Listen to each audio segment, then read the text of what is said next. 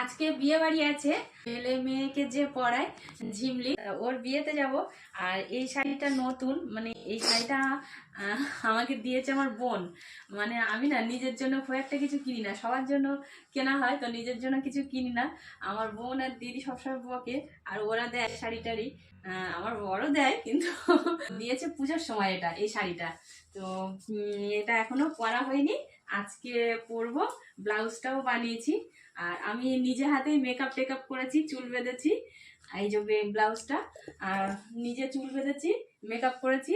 তো এইখানটায় মাঝখানে কিছু দেওয়া হয়নি বলে আমার মেয়ে আবার দোকান থেকে, ওর বাবার দোকান থেকে বলে মাঝখানে এটা দেবে।